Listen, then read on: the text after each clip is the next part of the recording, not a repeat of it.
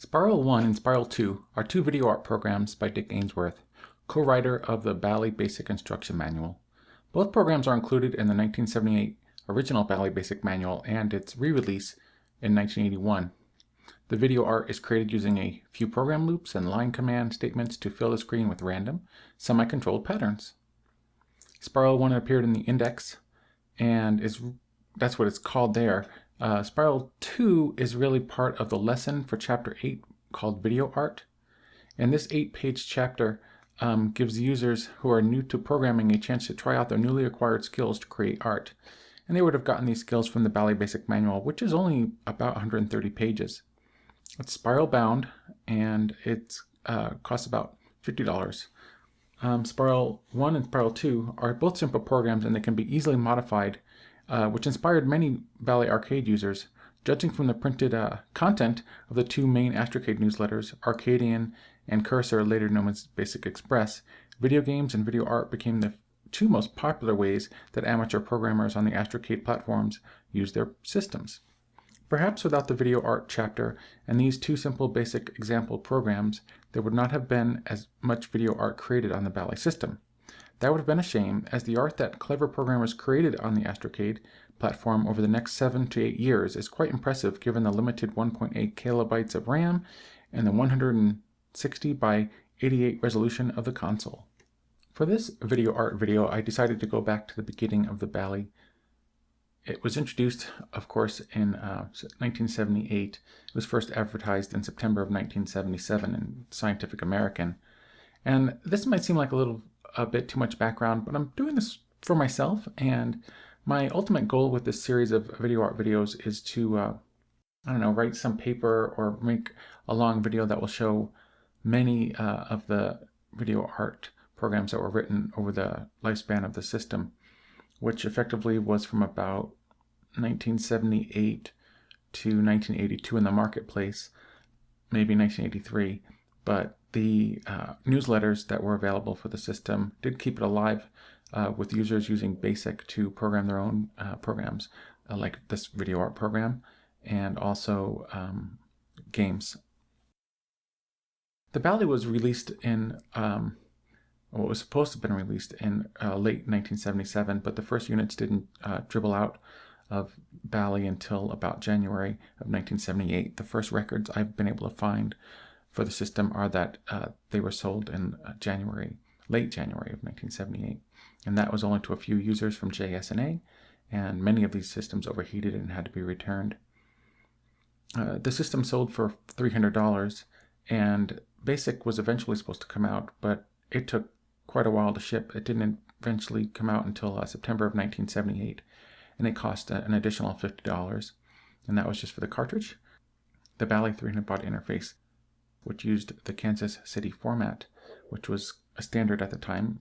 So for the total of $400, you could get a system that you could program in BASIC in September of 1978. If you use an inflation calculator, this $400 is equivalent to about $1,500 today, which to me doesn't really tell you a lot. That seems absurd, right? Well, back in 1978, the federal minimum wage was $2.65 an hour. So to earn that $400, you would have had to work about 150 hours. Today, the federal minimum wage is $7.25 an hour here in the United States. And to earn about $1,500, you have to work about 210 hours. So it was actually a cheaper system from a person's point of view who was working around minimum wage back then.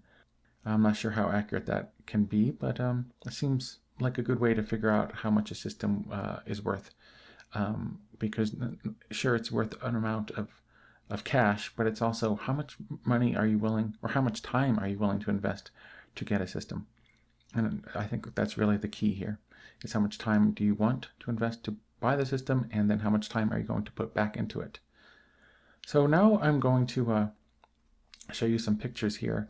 Originally this video was just going to show the Spiral program 1 and 2, but it's turning out that I am going to be giving a brief history of how maybe video art came to be on the Astrocade. Spiral 1 and 2 were actually written by Dick Ainsworth. He also wrote the Bally BASIC book, which I've mentioned already. He designed the easy entry keypad for the 24-key keypad. Some people curse this keypad, but it's actually not nearly as bad as people make it out to be. It's relatively simple to learn to use, and many people forget that when they were first sitting themselves in front of a keyboard, they had 101 keys on it, and they were trying to type on a modern PC keyboard or on a typewriter. They were using 2 fingers as well, and they weren't able to type nearly as fast as they could after they learned to use the system. Dick Ainsworth also created the Bingo math cartridge. He says in an interview, in a question and answer session sort of on ballyalley.com, that Bally BASIC is one of the tape that came with the Bally BASIC tape interface is one of the first commercially available software for the mass market, and I think he's right. He's talking, he mentions how he met Bill Gates when the program was being recorded, and Bill was only at that time just beginning to market his own version of BASIC.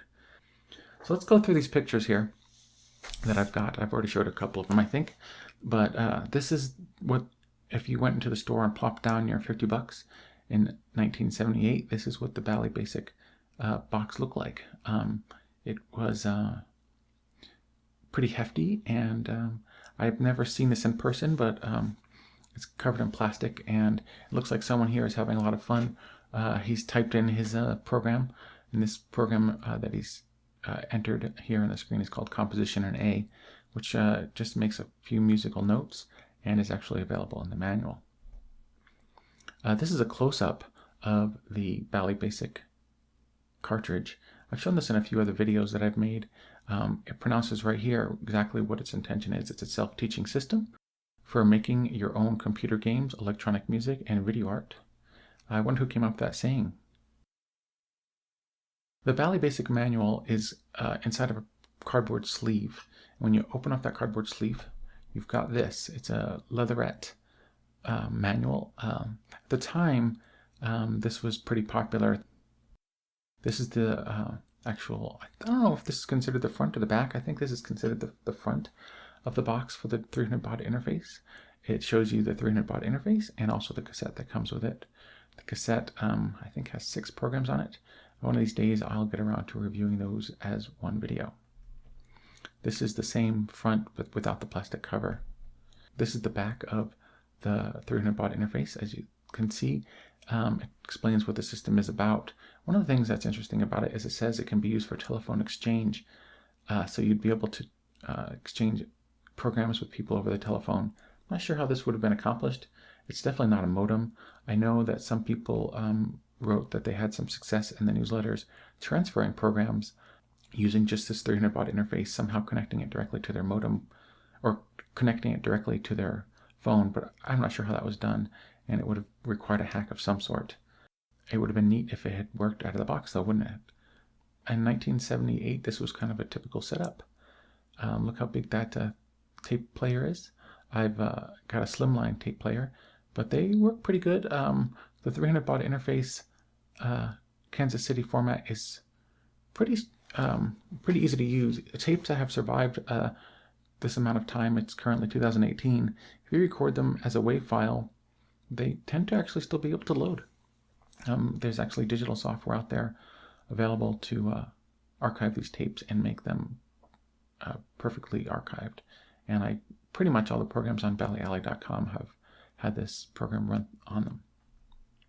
This is the inside of the box. You can see it comes with a couple of different pieces of hardware. One of them is required for the early models of the Astrocade, and that's this.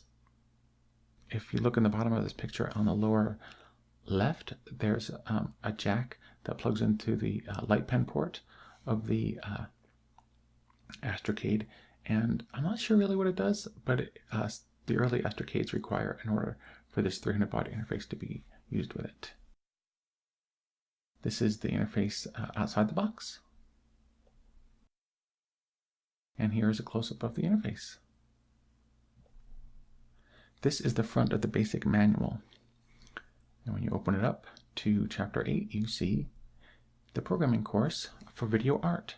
And in this lesson, it's going to teach you how to use the power of your computer to create interesting and beautiful designs. and I believe it. It could have been hype, but even the simple program that I'm going to show here is able to show some pretty neat art. I've got some screen grabs from the videos that I've taken. Part of the beauty to me of video art, even in its simplest form, of what Spiral 1 and Spiral 2 is that it's the movement of the art to me that makes it a thing of beauty, I guess. I'm not sure if I consider some of this art beautiful, but I consider it maybe mathematically interesting. Also, it's neat that it's able to use just a few lines of code to create this seemingly very sophisticated output. So this is one of the first pages of the video art lesson, and it shows you step by step how to program a video art program. And this is actually showing you how to create a spiral, which it calls a spiral, even though I don't really agree with that term. I've gone over that before in another video. This is all straight lines. How can that be a spiral? The program is created step by step.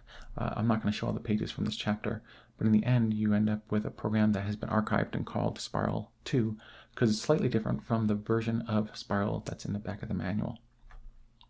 And this is the program I'm referring to, which in the back of the manual in the appendix of programs is called Spiral 1. And it's only 15 lines of code plus 2 comments, and it's able, both of these programs together create all the art in this video. Dick Ainsworth has his own webpage, which you can visit online at QWERTY.com, and it's got a typing instructor, a typing tutor program that he wrote on it, some links to his photography, as well as some information on how to program in BASIC for Quick Basic, which I've never used before. Dick did go on, as he talks about in his questions and answers and some information that he's posted to online forums, that he went on to continue to program in BASIC for various computers, including the Sinclair systems and the TRS-80 color computer. And he wrote a couple of books for those systems as well. I've never seen them, but I think some of them even share programs with the Bally Arcade. Dick did design a program cartridge for the Astrocade called Elementary Math and Bingo Math. He didn't program it, but he did design it, and he went on to use some of the ideas that he presented in this program in order to create his typing tutor program. This is the manual for the Bally BASIC version of Speed Math Bingo. Here we begin with some screenshots, or really screen grabs from the videos that I created. These screenshots are a little deceptive because they show the finished product. They don't really give an example of what the programs look like while they're being drawn, or excuse me, what the pictures look like while they're being drawn. I think that is what makes these programs most interesting of all, the video art here. Otherwise they would just be plain pictures, but this is what makes the video of them, the movement.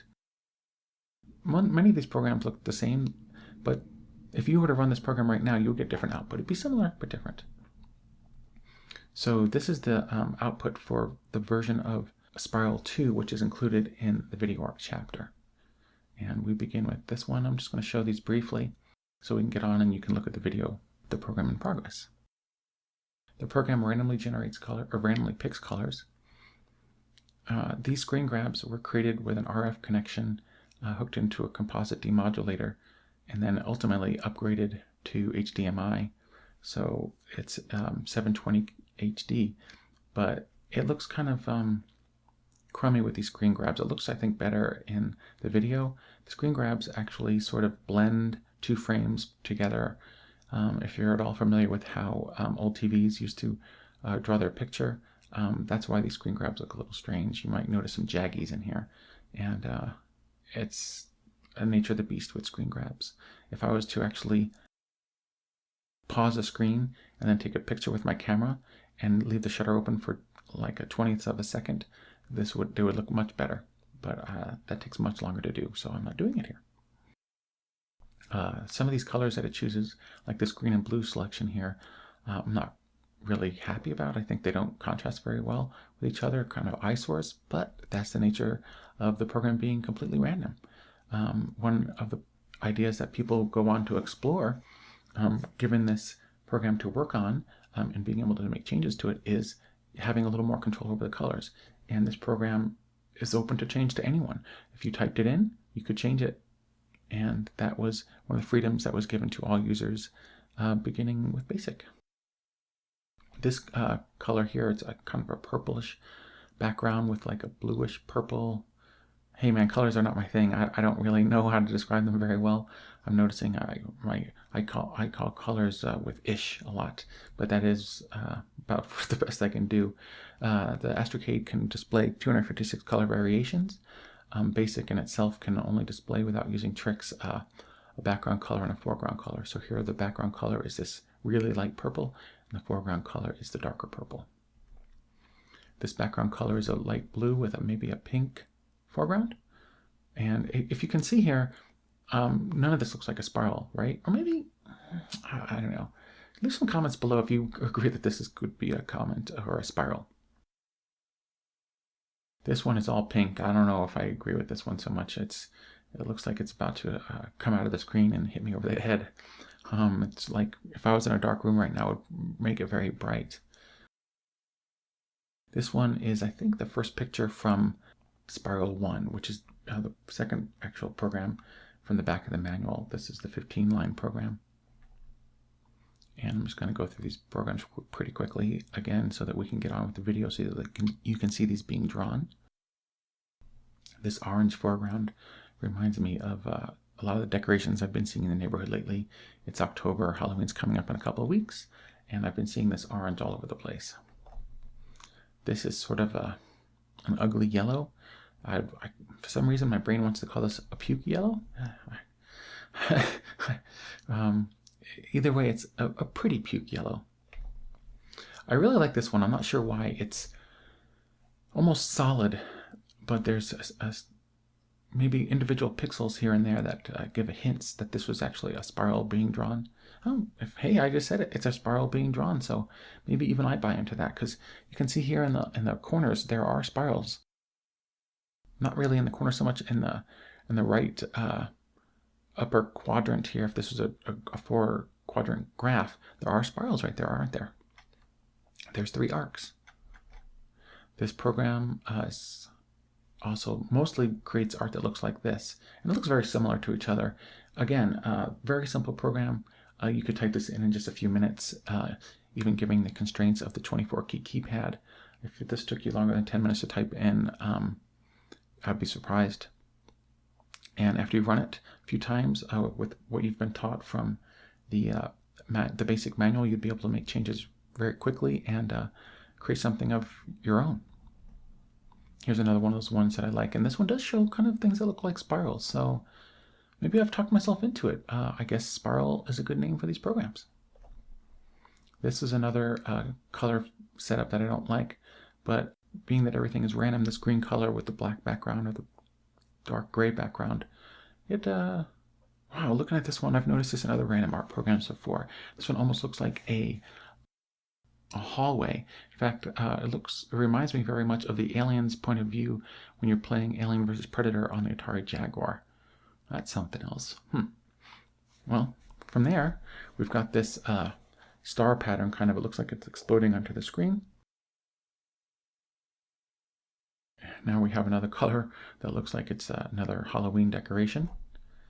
And another blue pattern. This looks very similar, but it is a little bit different, I think, from the other one. This green pattern is also exploding onto the screen. And that was the last one. So with this one, I'm going to let it fade out. Enjoy the program. It's not very long. If you get a chance to run it, you can make and look at some of the art being created before your eyes randomly and take some time with it, and maybe you can make some changes to it. You can actually even type this into the Bally emulator. You cannot save it, but the program is so quick to type in that you might want to try it out yourself under emulation. Enjoy the program. Thank you to Dick Ainsworth for creating this video art and hopefully inspiring maybe a part of a generation of the early computer users to create video art of their own.